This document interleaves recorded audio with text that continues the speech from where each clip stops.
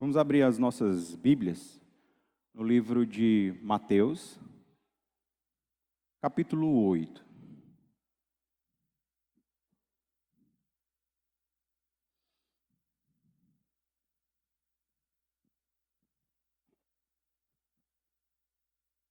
Amém? Vamos ler. A gente vai ler todo o texto que a gente vai expor hoje à noite, certo? Vou imitar ali o pastor Welto, que gosta de ler o texto todo. Vamos ler. Capítulo 8, versículo 1 de Mateus, diz assim: Quando ele desceu do monte, grandes multidões o seguiram. Um leproso, aproximando-se, adorou-o de joelhos e disse: Senhor, se quiseres, pode purificar-me. Jesus estendeu a mão, tocou nele e disse: Quero, seja purificado. Imediatamente ele foi purificado da lepra. Em seguida Jesus lhe disse: Olhe, não conte isso a ninguém, mas vá mostrar-se ao sacerdote e apresente a oferta que Moisés ordenou para que sirva de testemunho. Entrando Jesus em Cafarnaum, dirigiu-se a ele um centurião, pedindo-lhe ajuda, e disse: Senhor, meu servo está em casa, paralítico, em terrível sofrimento. Jesus lhe disse: Eu irei curá-lo. Respondeu o centurião: Senhor, não mereço receber-te debaixo do meu teto, mas dize apenas uma palavra e o meu servo será curado. Pois eu também sou homem sujeito à autoridade e com soldados sob o meu comando. Digo a um: vá, e ele vai, e a outro: venha, e ele vem. Digo ao meu servo: faça isso, e ele faz. Ao ouvir isso, Jesus admirou-se e disse aos que o seguiam: Digo a vocês a verdade, não encontrei em Israel ninguém com tamanha fé. Eu digo que muitos virão do Oriente e do Ocidente e se sentarão à mesa com Abraão, Isaque e Jacó no reino dos céus. Mas os súditos do reino serão lançados para fora, nas trevas, onde haverá choro e ranger de dentes. Então Jesus disse ao centurião: Vá, como você creu, assim acontecerá. Na mesma hora o seu servo foi curado. Entrando Jesus na casa de Pedro, viu a sogra deste de cama, com febre. Tomando-a pela mão, a febre a deixou e ela se levantou e começou a servi-lo. Ao anoitecer foram trazidos a ele muitos endemoniados, e ele expulsou os espíritos com uma palavra e curou todos os doentes. E assim se cumpriu o que fora dito pelo profeta Isaías: Ele tomou sobre si as nossas enfermidades e sobre si levou as nossas doenças. Até aqui. Vamos orar mais uma vez. Senhor Deus, eu te peço, Pai, que o Senhor fale aos nossos corações através da Tua palavra, Senhor. Que nós sejamos construídos mais um pouco, Senhor, no Teu reino.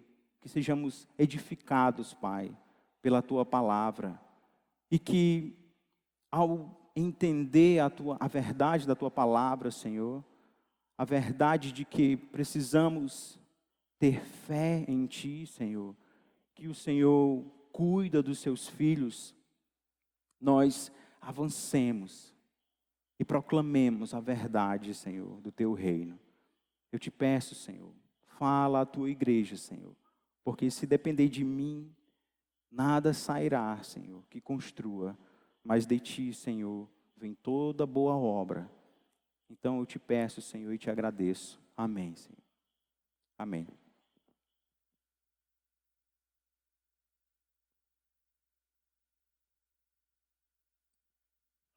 O capítulo 8 de Mateus, ele inicia, e ele fala aqui de 4 momentos, vamos dizer, até o versículo 17, que a gente leu. Ele fala, Mateus fala para a gente, né, de ocasiões em que o Senhor cura, né? Ele traz cura para o povo, para quem estava doente ali, sofrendo de alguma forma. O Senhor, Ele, com a sua palavra, com o seu toque, Ele cura os enfermos, né? No primeiro caso, nós temos um caso que Ele toca e a pessoa é curada. No segundo, Ele só emite uma palavra de autoridade e a pessoa é curada, né? O servo do centurião. No terceiro caso, nós temos o toque também na sogra de Pedro, e ela é curada, né? E no quarto, com a sua palavra, ele expulsa muitos espíritos e muitos são curados das suas enfermidades. Então, vendo a leitura de Mateus e o versículo 1, quando ele diz, quando ele desceu do monte, grandes multidões o seguiram, isso nos faz lembrar alguma coisa, ou pelo menos era para fazer, né? No capítulo 5 de Mateus, nós temos o início do Sermão do Monte, e ele diz o seguinte: subindo ao monte, né, muitas multidões ali o rodearam, os seus discípulos se aproximaram e ele começou a ensinar. E aí começa o relato de Mateus de todo o Sermão do Monte, capítulo 5, capítulo 6 e capítulo 7. E no final do capítulo 7, ele diz assim, no versículo 28, eu vou ler para vocês. Quando Jesus acabou de dizer essas coisas, as multidões estavam maravilhadas com o seu ensino, porque ele as ensinava como quem tem autoridade, e não como os mestres da lei. O tema para esse sermão de hoje é o reino expandindo através da autoridade de Jesus. E nós lemos nesse texto relatos de autoridade do Senhor. Ele ensinava com autoridade, nós vimos isso no Sermão do Monte, e agora ele ministra cura sobre os enfermos com a sua autoridade, né? Concedida por Deus a ele, né? Uma outra consideração que a gente precisa ver desse texto, ou algumas considerações. Primeiro, Mateus ele organizou o capítulo 8 e o 9 de uma forma que segue temas. Ela não segue uma cronologia, vamos dizer assim. Não são fatos que foram acontecendo no decorrer do mesmo dia, né? Nós vemos aqui o relato do leproso, do centurião, da sogra de Pedro, mas se você for para outros evangelhos, você vai ver que não encaixa da forma que Mateus fez. Então, Mateus aqui ele está tratando de um tema específico, da autoridade do Senhor. Um exemplo é que os relatos aqui do versículo 2 ao versículo 4, do versículo 14 a 17, lá no capítulo 9, do versículo 2 ao 13, provavelmente esses acontecimentos, eles ocorreram antes do Sermão do Monte, antes do momento da pregação do Sermão do Monte, né? Então, Mateus ele segue essa forma temática de relatar aquilo que o Senhor fez, as coisas que o Senhor fez, de uma forma singular de Mateus, vamos dizer assim, né? Ele tem uma diferença dos outros evangelhos, apesar de que muitos estudiosos entendem que Marcos foi o primeiro evangelho escrito, e Mateus, provavelmente, ele se apossou de informações que já havia no evangelho de Marcos, assim como Lucas fez, assim como talvez João tenha feito, e Mateus ele vai seguindo na sua forma, não como de uma forma casual, né? Mas ela é regida pelos temas predominantes, lemas, ideias, certo? Dito isso, a gente entra no nosso texto aqui. Nós vamos estudar, aqui eu já falei que ele, no início do capítulo 8, ele fala, quando ele desce do monte, ainda uma referência ao que estava ocorrendo nos ensinamentos do Sermão do Monte. Ele desce do monte, grandes multidões o seguem. Mas ele muda completamente de assunto aqui no versículo 2. E ele traz um relato para nós maravilhoso de cura, né? Leiamos o segundo versículo novamente, ele diz: um leproso, aproximando-se, adorou de joelhos e disse: Senhor, se quiseres, pode purificar-me. E essa é a primeira, vamos dizer assim, o primeiro movimento que Mateus faz para mostrar a nós a autoridade que Jesus tem naquilo que ele toca. Esse é o primeiro ensinamento que aprendemos aqui. Um leproso se aproxima de Jesus. Algumas considerações sobre o leproso, né? É incerto se a lepra falada aqui, ela era a lepra verdadeira, né? A gente sabe que hoje, quando a gente fala de lepra, a gente fala de hanseníase, né? A hanseníase, ela é a lepra verdadeira, vamos dizer assim. Mas para o judeu, qualquer doença de pele, ela já era tratada ali de uma forma que a pessoa já estava ali, tinha que se isolar da sociedade. Não precisava ser a hanseníase em si. Poderia ser uma categoria mais abrangente de doença de pele, né? Ser leproso, vamos dizer assim, era interpretado como alguém que foi amaldiçoado por Deus, né? Havia uma aversão total a uma pessoa que tinha algum tipo de doença de pele, que tinha lepra. Era essa a ideia dos judeus, né? As curas eram raras e consideradas tão difíceis quanto ressuscitar os mortos, né? Uma pessoa leprosa, ela iria o resto da sua vida com aquela doença até morrer, né? É uma coisa assim terrível nos dias deles, e eles tinham totalmente aversão, vou usar essa palavra de novo, a pessoa que possuía lepra. E todos que tinham contato com o leproso, e isso está escrito lá no Velho Testamento, né? Ele ficava cerimonialmente impuro, né? Tocar no leproso, chegar perto do leproso. Por isso o leproso ele era mandado sair de dentro da cidade, né? Você tem que ir para outro canto. Vá para outro canto. Aqui não. No meio da gente você não pode ficar. Qualquer pessoa que tocasse, ela ficaria impuro. A gente encontra isso no livro de Números, lá no capítulo 12. Jó também, né? A gente conhece a história de Jó, né? Todo o sofrimento de Jó. E o leproso, ele se aproxima de Jesus. Não sei como que ele conseguiu passar no meio da multidão ali, né? Sem o pessoal taxar ele. Ei, sai daqui, seu doente, imundo, né? Não sei como ele conseguiu, mas ele conseguiu ficar a uma distância de Jesus. Ele conseguiu se aproximar de Jesus. E ele se ajoelha diante de Jesus e o adora. A palavra, é interessante que a palavra no grego aqui é uma palavra só, de se ajoelhar. Mas ela também tem o sentido de adorar. Na NVI 23, eu acho que ela não diz que ele adorou, né? Eu acho que essa aqui é a NVI 23. E disse, não diz, aproximou-se diante dele e disse. Mas na NVI 2011, que é a que a gente tem nas nossas Bíblias aí, e alguns aplicativos, ela tem a palavra, né? Ela diz, aproximando-se, adorou de joelhos. Porque a ideia é essa. Ele adorou o Senhor. E diante disso ele diz, Senhor, ele chama Jesus de Senhor, né? Ele diz, Senhor, se quiseres, pode purificar-me. Os leitores imediatos de Mateus, vamos dizer assim, quando Mateus escreveu esse texto, esse livro, eles entenderiam ou concluiriam ali que esse cara falava de uma forma que nem os discípulos de Jesus haviam falado ainda, né?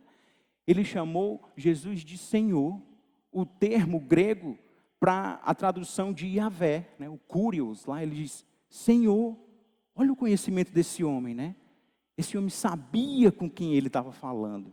E ele declara, Senhor, se quiseres, pode purificar-me. Ele declara uma verdade que hoje nós sabemos disso, né? Que Jesus é o próprio Deus encarnado. Mas para os leitores imediatos aqui, com certeza eles ainda tinham dúvidas.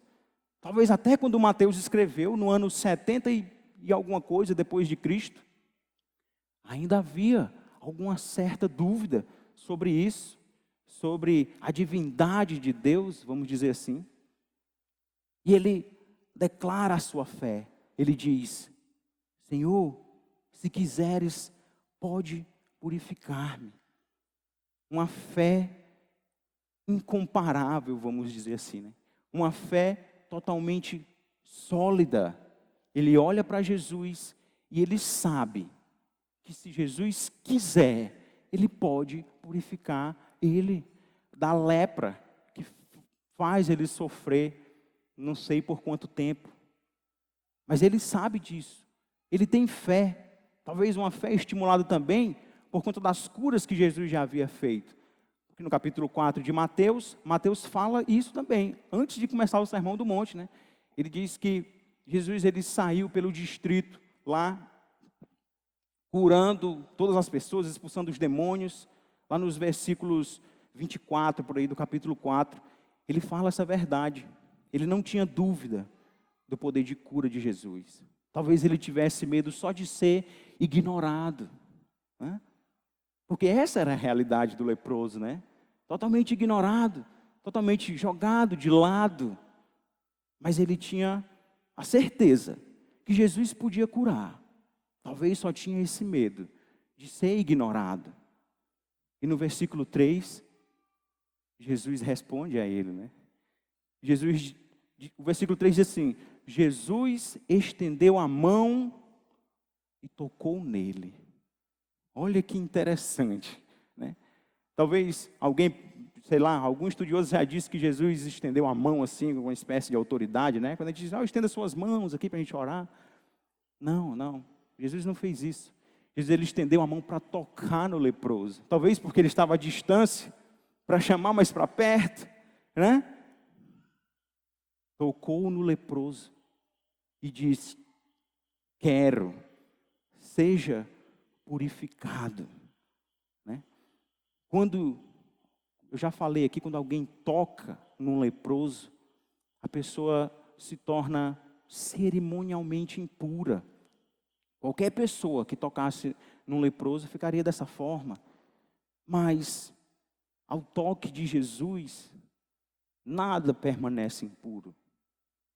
Todas as coisas são purificadas quando o Senhor toca, quando o Senhor se faz presente. Nada permanece impuro. Jesus, longe de se tornar impuro, ele torna puro toda impureza. E o leproso é purificado nesse momento, né? E o texto continua. Jesus fala uma coisa um tanto curiosa, né? A gente lê e fica, por quê, né? Versículo 4, ele diz: em seguida, Jesus lhe disse: olhe, não conte isso a ninguém, mas vá mostrar-se ao sacerdote e apresente a oferta que Moisés ordenou para que sirva de testemunho. Por que será que Jesus disse para ele não contar a ninguém? Alguém sabe?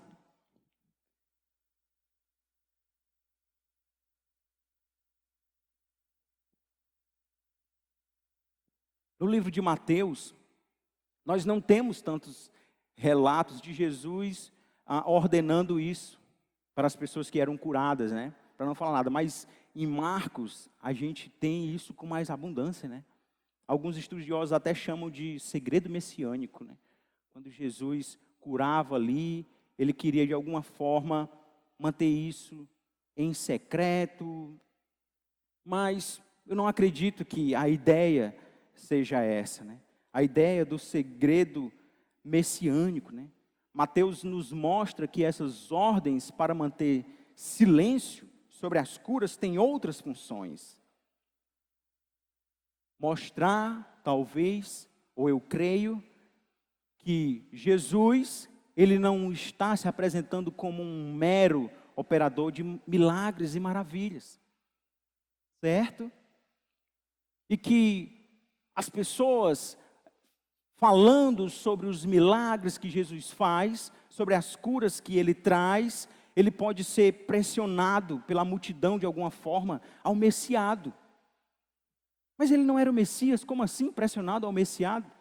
O Messias que os judeus esperavam não era a forma que Jesus se apresentou, né?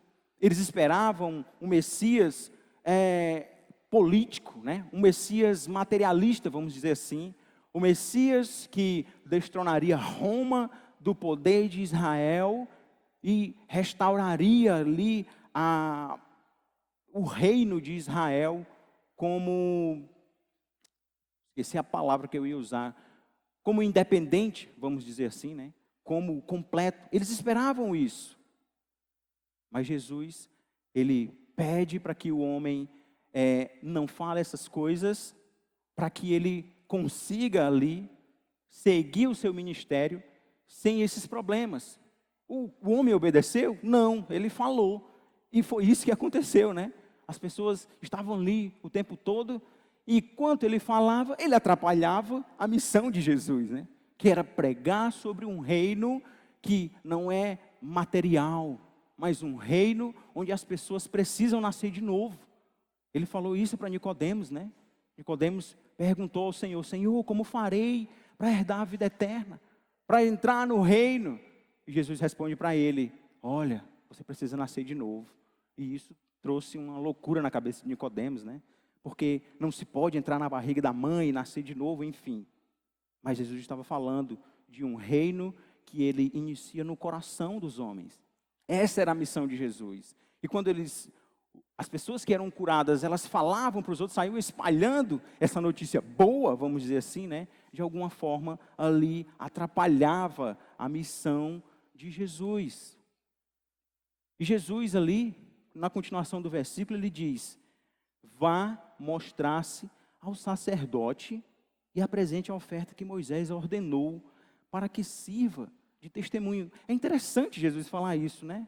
Mas como assim? Não é uma nova aliança, uma nova lei? Porque Jesus está mandando o homem ir ter como sacerdote aquele que de alguma forma é contra Jesus, vamos dizer assim. Mas se nós observarmos, a maioria dos embates de Jesus não era com sacerdote, né? Eram com os escribas e fariseus, né? Eram os homens que entendiam que estavam ali em posse da lei, né? Mas o Senhor também trazia uma nova aliança, e isso chegou um dia nos sacerdotes, né? Isso mudou completamente. Mas Jesus manda o homem ir cumprir encoraja o homem a cumprir esses requisitos da lei. Será que isso era só para provar que Jesus era fiel à lei? Quem disse isso foi Calvino, viu? E nós vamos contra ele nessa. Calvino disse que Jesus, quando ordena o homem a fazer isso, é para provar que ele é fiel à lei. Mas não é bem assim, Calvino, que me perdoe, Calvino. Não é bem assim. Jesus, ele, quando manda o homem ir ter com o sacerdote, ele está cumprindo a lei no sentido lá do capítulo 5 do Sermão do Monte, quando ele diz que veio cumprir a lei, mas porque a lei se cumpre nele. Toda lei apontava para Jesus, todos os sacrifícios apontavam nele, tudo se cumpriu nele. Então, não tem nenhum problema Jesus mandar o homem ir lá cumprir o que a lei ordenava, né? Ele ia passar mais ou menos uns 7 dias ali no ritual e tal, trazer a sua oferta, mas ele não foi, né? No final das contas é que ele não foi. E Jesus, ele não cancela a lei, vamos dizer assim, mas a lei, ela é transcendida nele, né? Até porque se fosse a lei mesmo, a risca, só em Jesus tocar nele, pronto, ele já tinha quebrado o mandamento da lei, porque a lei dizia que o leproso era impuro.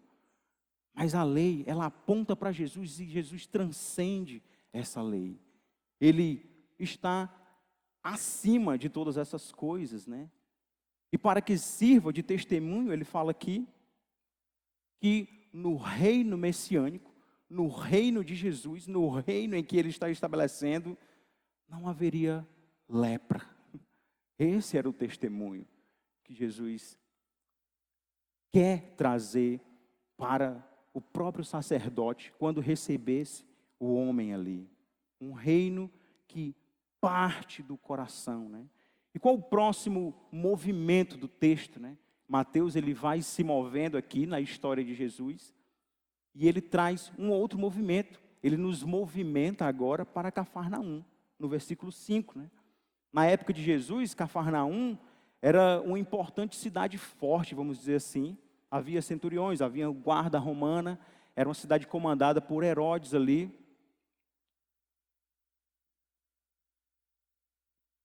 E Mateus nos traz aqui para Cafarnaum. Veja o versículo 5, ele diz: entrando Jesus em Cafarnaum, dirigiu-se a ele um centurião, pedindo-lhe ajuda. No segundo movimento que Mateus nos traz aqui, ele quer agora mostrar para nós a autoridade que Jesus tem quando ele fala.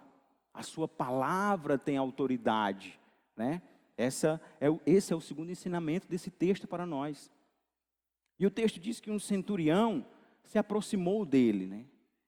Um centurião é aquele, vamos dizer assim, que representa Roma, que representa o imperador César, né? O reino da opressão, né? Aquele que oprime, aqueles que subjugam os mais fracos. Era Roma, era César. E o centurião ali representava César. Ele era Roma no meio do povo, né? Ele tinha total respeito ali no meio do povo, no meio de por onde ele andava. Todos obedeciam a sua ordem. O centurião. E ele chega para Jesus. E ele faz a mesma declaração do leproso. Ele chama Jesus de Senhor. E ele diz, o que no versículo 6 diz: Senhor, meu servo está em casa, paralítico e em terrível sofrimento. E aí Jesus responde o que para ele?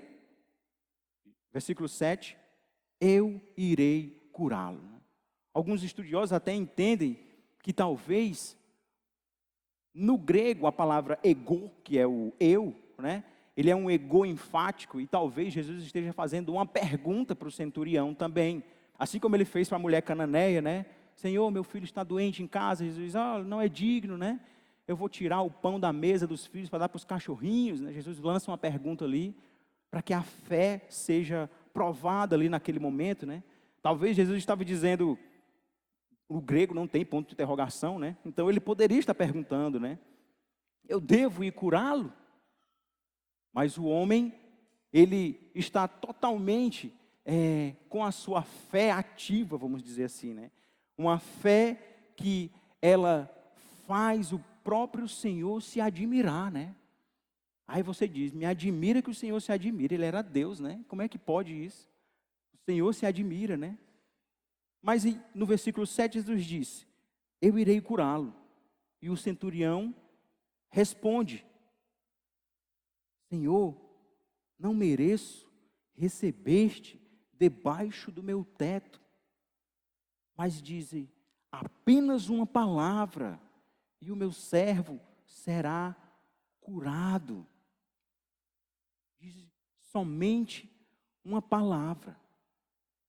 Ele, enquanto chama Jesus de Senhor, né? Ele indica ali a sua firmeza e respeito a Jesus, né? Ele era um homem respeitado. Ele representava Roma, mas ele também demonstra respeito na autoridade de Jesus, né? E ele diz, Senhor, Senhor, o meu filho, o meu servo, né? Alguns textos dizem que é o filho dele, né? Outros dizem que é o servo. Aqui Mateus diz que é o servo. O meu servo se encontra doente. E ele diz que é indigno de receber o Senhor debaixo do mesmo teto. Veja o paralelo do gentio romano com João Batista, por exemplo. João Batista disse que se sentia indigno de batizar Jesus. Lá no capítulo 3 do livro de Mateus aqui, né, quando Jesus foi para a sua cerimônia de batismo. João Batista declara ainda mais, ele disse, eu não sou digno nem de desatar as sandálias dos pés do Senhor. Um paralelo de um gentio e de um que Jesus declarou ser o maior dos profetas nascido de mulher.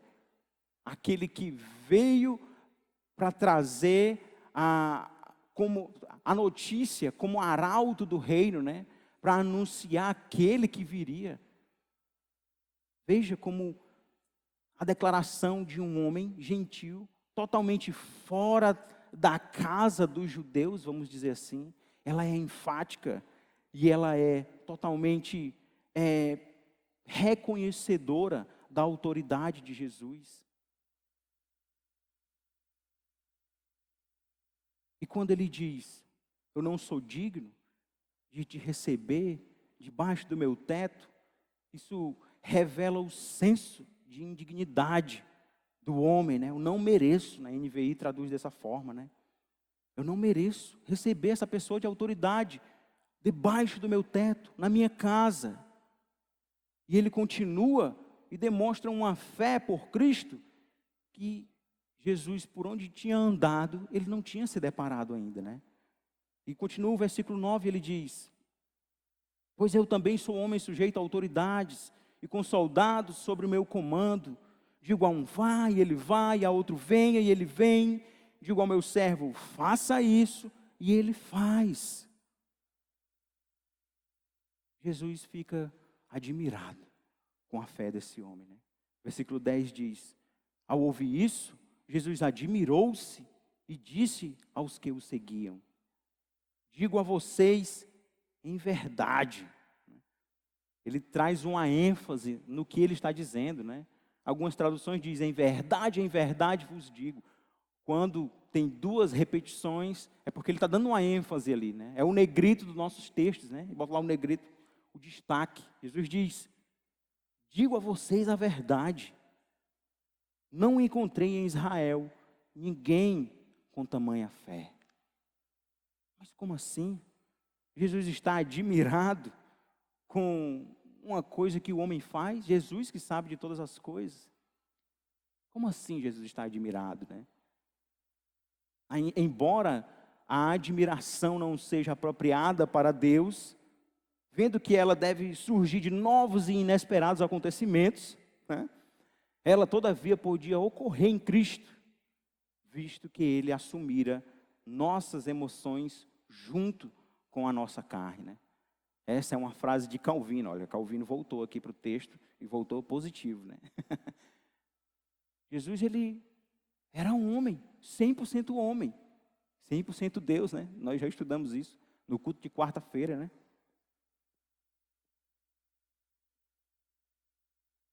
Jesus, ele fica admirado com tanta fé.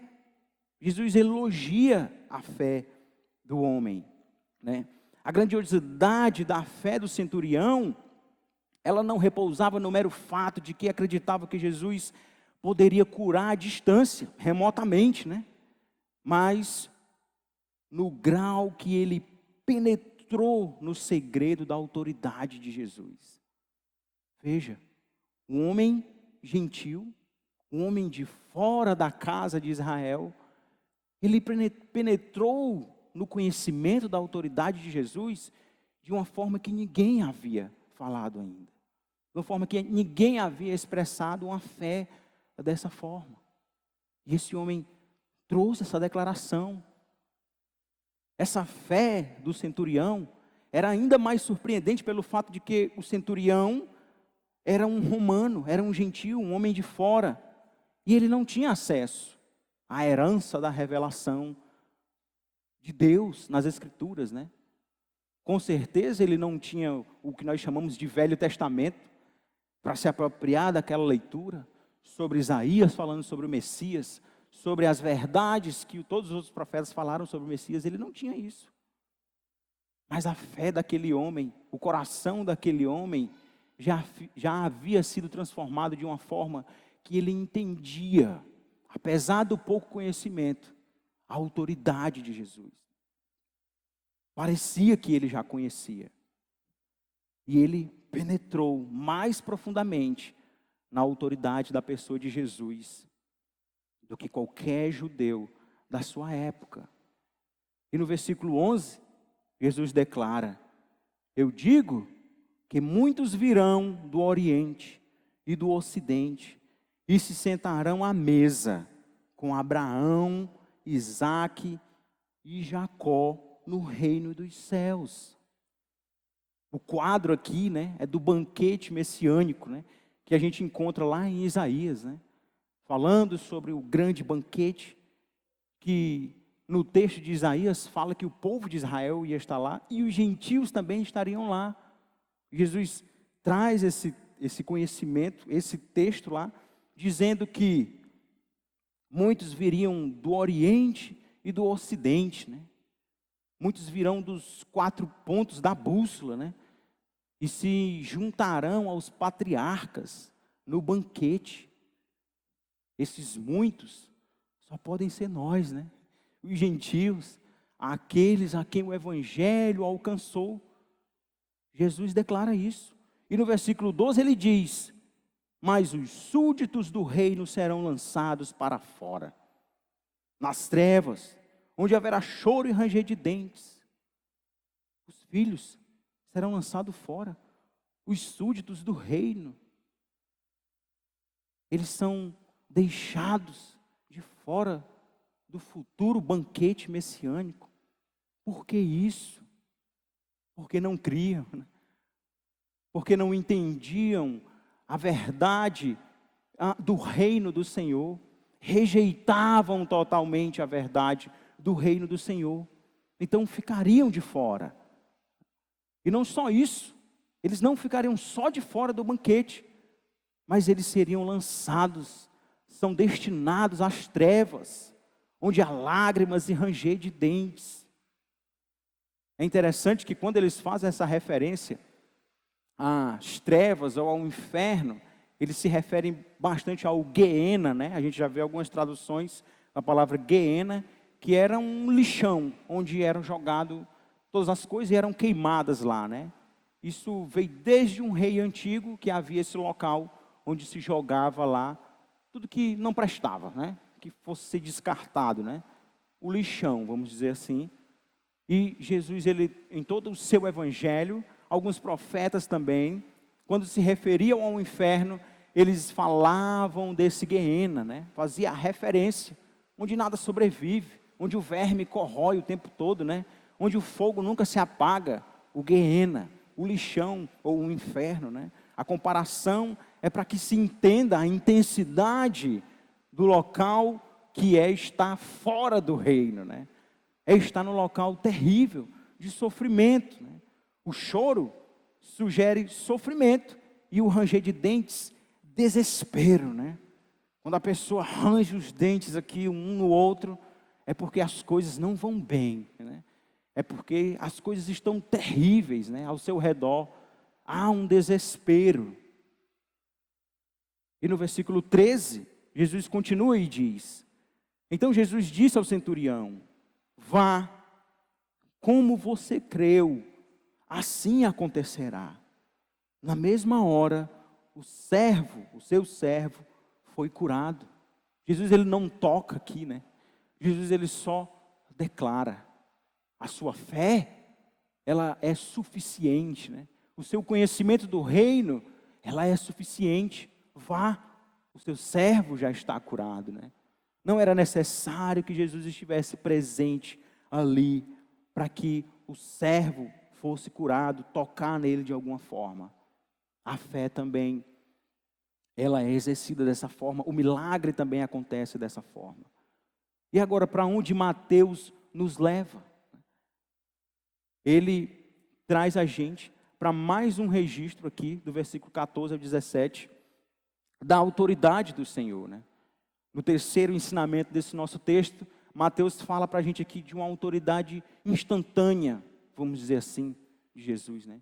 Enquanto o reino se expande, ele tem autoridade no toque, no que ele toca, a autoridade da sua palavra, ela é destacada, mas também a sua autoridade, ela é instantânea. Ela vamos dizer assim, não precisa de muito ritual para que o que ele quer aconteça. Vamos ler o texto, no versículo 14 ele diz: entrando Jesus na casa de Pedro, viu a sogra deste de cama, com febre. Tomando-a pela mão, a febre a deixou. E ela se levantou e começou a servi-lo. Pedro era casado, né? Ninguém tem dúvida disso, né? Todo mundo assiste The Chosen, né? Você já viu lá a esposa de Pedro, né? Que a atriz é brasileira, inclusive, né? Interessante. Pedro era casado.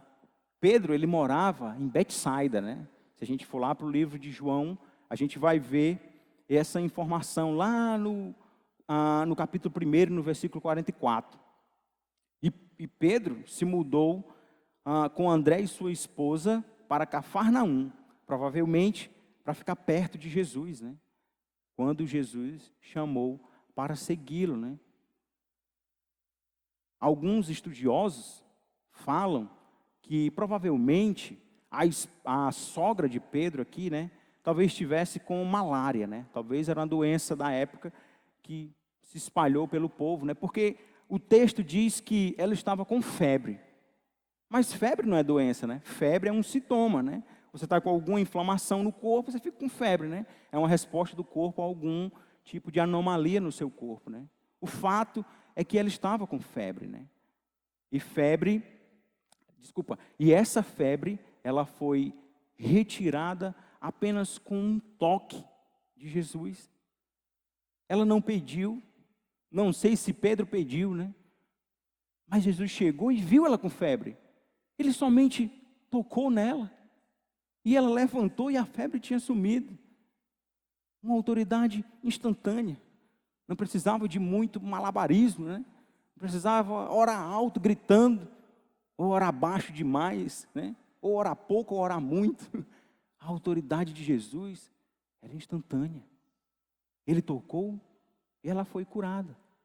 A lei judaica, ou alaca, como o termo alacá, eu acho, que é a lei judaica, ele também proíbe as pessoas de se aproximar e tocar em pessoas que tivessem algum tipo de febre.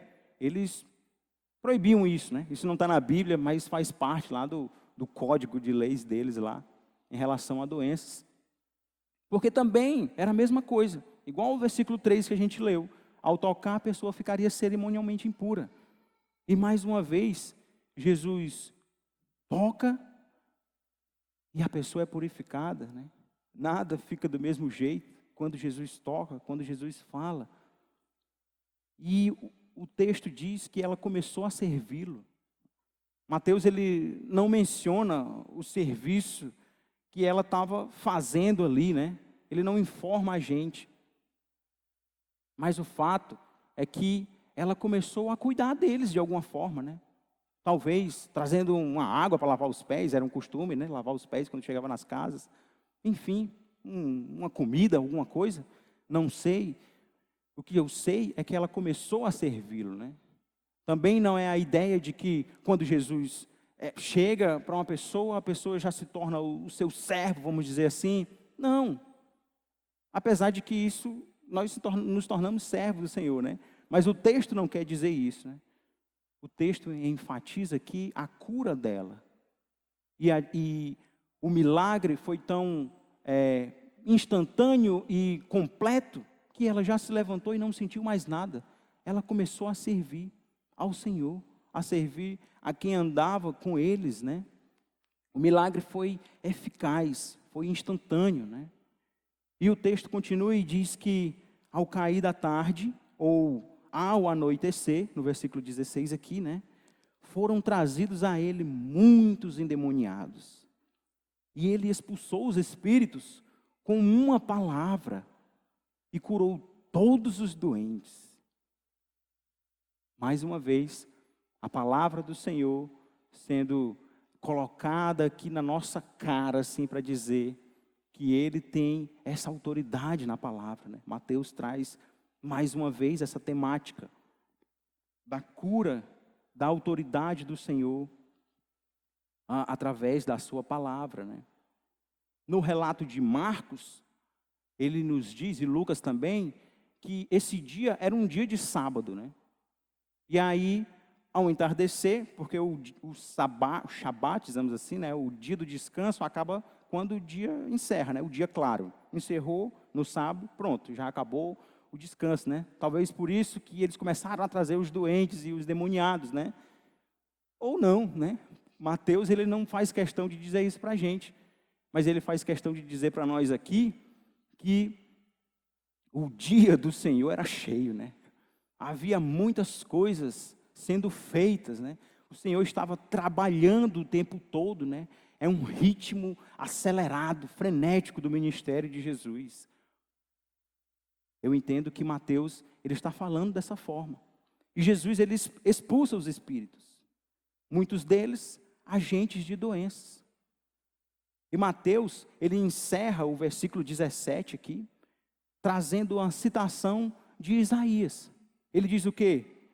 E assim se cumpriu o que fora dito pelo profeta Isaías. O que foi que Isaías disse? Ele tomou sobre si as nossas enfermidades e sobre si levou as nossas doenças. Qual a imagem que vem para nós quando a gente lê essa passagem? Qual a imagem? Nós olhamos para quê quando ouvimos que ele levou sobre si? Nós olhamos para a cruz, não é isso? O Jesus pregado na cruz, levando sobre ele tudo aquilo que seria para nós, né? Nós olhamos para a cruz. Mas eu acho que Mateus não quer que olhemos para a cruz aqui. Mateus, ele quer que nós olhemos para a trajetória de Jesus, de que o reino já veio, e que as doenças e as nossas enfermidades e os nossos sofrimentos, ele já levou sobre ele também. O reino já é inaugurado. O reino que se inicia no coração do homem, ele já é inaugurado, e com ele, ele traz todos esses benefícios. Os benefícios da cura, né? Os benefícios de que as doenças, elas não existirão mais como existiam antes,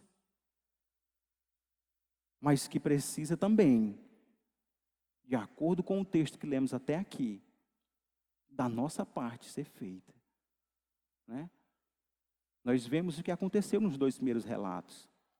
Nós vemos a fé sendo exposta, sendo colocada aos olhos de todos que estavam ao redor.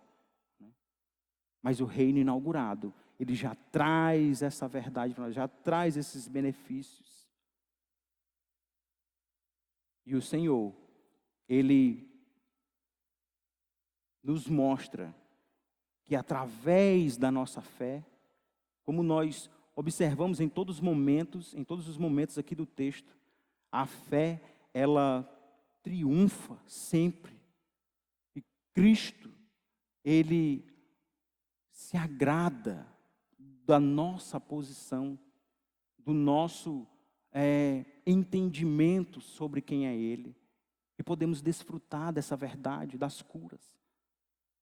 De que as doenças, elas não são mais aquilo que nos atormentam, assim como atormentava o centurião, assim como atormentava a sogra de Pedro, assim como atormentava o leproso. Eu queria trazer algumas aplicações para a gente encerrar o nosso sermão de hoje.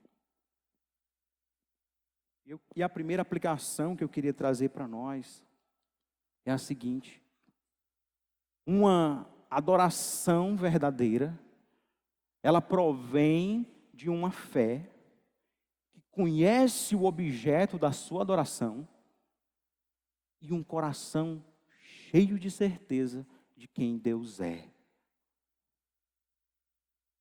A verdadeira adoração.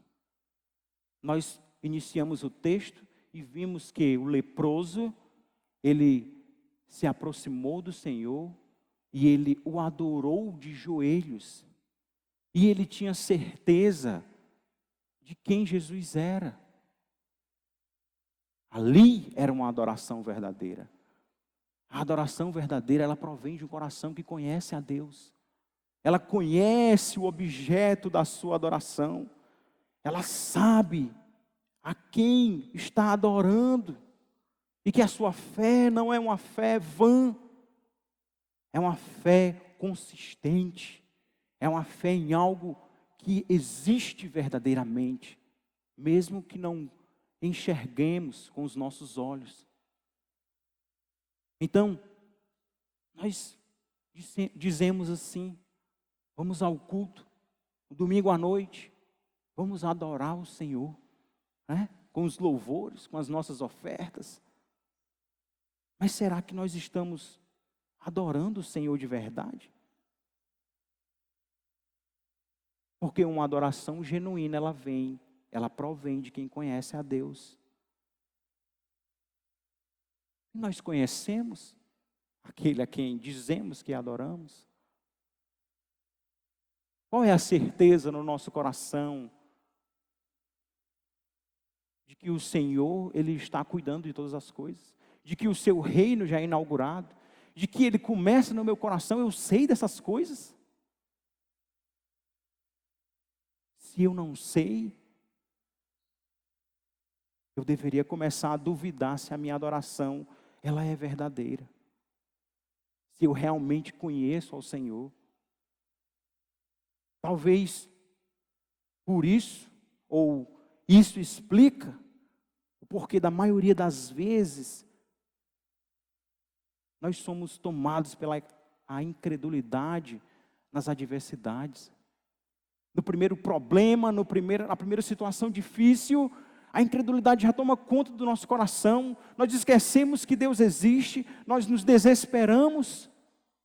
Isso é uma evidência de que nós não estamos com a nossa fé firmada em Cristo, de que nós não conhecemos a Ele como deveríamos conhecer.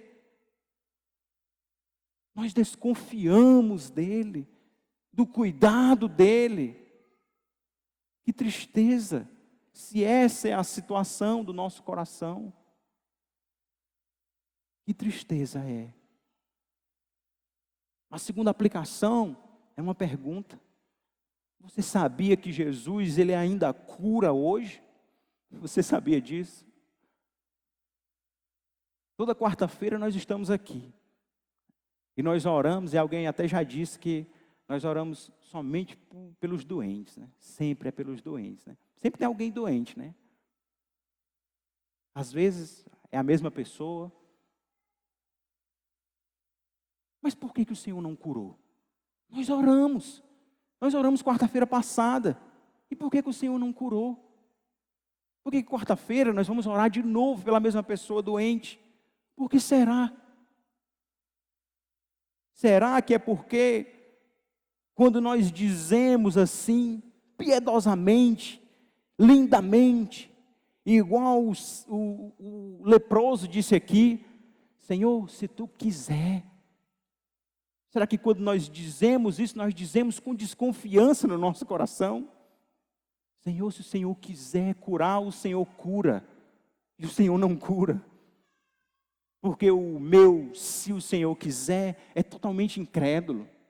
É dizendo assim, eu vou orar aqui, mas o Senhor é que sabe se Ele quer curar ou não. E cadê a certeza de que o Senhor cura? Cadê a certeza no nosso coração? Que tipo de evangelho é esse que nós estamos vivendo? Que tipo de cristianismo é esse que estamos vivendo? Que não crê que o Senhor cura? O Senhor cura. Nós precisamos ter fé que Ele cura. Ele traz restauração ao homem. Ele cura todos os nossos problemas físicos, mentais, Ele cura. Nós precisamos ter fé, uma fé genuína, uma fé que conhece a Deus, que sabe do que Ele é capaz e que existe uma certeza sólida no coração daquilo que Ele faz. Nós precisamos ter essa fé, porque nós somos agentes do reino aqui nessa terra, né? E o Senhor já nos ensina que o seu reino é um reino onde não há doença. É um reino onde não há lepra, não há pessoas prostradas, não há pessoas com todo tipo de doença. No reino consumado, não haverá mais nada disso, mas nós já desfrutamos disso hoje. Nós já precisamos ter fé. Muitas vezes a gente quer botar a culpa também no diabo, né? Não, a culpa é do diabo. O diabo ele fez isso, fez aquilo, né? O diabo está contra mim, batalhando contra mim. diabo está me vencendo, eu não estou conseguindo vencer o diabo. Essa semana, antes de dormir, o Azar, o meu filho menor, ele fez a seguinte pergunta para mim: papai, se tivesse assim uma batalha entre Deus e o diabo, né? Quem é que ia vencer? Ele dizendo, né? Aí, entre Jesus, ele falou para Jesus e o diabo. Quem é que ia vencer se o diabo vencesse? Preocupado, né? Eu disse, cara, tu conhece a história do diabo? Antes de dormir, a história antes de dormir. Conhece a história do diabo? E aí ele, não. Aí eu, olha, o diabo é um anjo, né? Foi um ser criado, é uma criatura de Deus. Ele quis ser igual a Deus, né? Disse que colocava o seu trono ali, né? A gente vê isso nos profetas falando sobre isso. Ele quis ser igual a Deus e ele foi banido do céu. Então ele não vai vencer Deus nunca, porque ele é uma criação de Deus, né? Ele quis ser igual a Deus e aí foi botado de lado. Então ele jamais venceria essa batalha, isso é para ele. Aí ele não, né? Não venceria. Foi até interessante que eu continuei a história e disse assim, olha, mas o diabo, a única coisa que ele quer fazer é bagunçar aquilo que o Senhor criou e que o Senhor disse que era bom, né? Gênesis criou isso, disse que era bom, e o diabo ele quer bagunçar essas coisas. E quando o Senhor criou o homem, a mulher colocou no jardim, disse para eles não comerem o fruto lá da árvore que estava no meio. Aí, eu sei essa história, não era para comer, e a Eva comeu, Pois é, mas antes dela comer, a serpente, né, talvez usada ali, não sei se ela falava, enfim, qual era a figura, mas fala que é a serpente, né? E aí ela diz que se a mulher comer da fruta, ela vai ser igual a Deus. Aí ele disse assim, entendi, ser igual a Deus, o problema do diabo lá, né, ser igual a Deus. Ganhou, ele precisa ser igual a Deus, isso tudo bem do mal, achei massa isso, pegaram dele, né? Mas o que eu quero trazer aqui é que a gente quer dar muito poder muitas vezes ao diabo, né? E ele não tem poder no reino. O reino é do Senhor. Ele está fora, assim como os incrédulos, ímpios, infiéis estão fora. Ele também está fora. A gente estava um dia conversando na casa do irmão Messias, né? O Messias falando para a gente, o pessoal aí, o diabo para cá, o diabo para lá, o diabo não está aqui. O diabo não está no meio dos crentes. Ele não quer estar aqui, né? Proibido para ele está fora. Né? Ele quer bagunçar as coisas dele, está fora. Ele não tem esse poder. E às vezes a gente quer botar esse poder. Nós esquecemos da nossa missão, como já foi falado aqui na ministração do louvor, que nós somos agentes do reino do Senhor aqui na terra. Um reino, como eu já falei, que não é político, que não é material, que não é como os reinos que nós já conhecemos ali na história, né? Sabemos que já existe. Alguns existem até hoje. O reino do, sei lá, do Brasil. O reino do Senhor não é como esses reinos.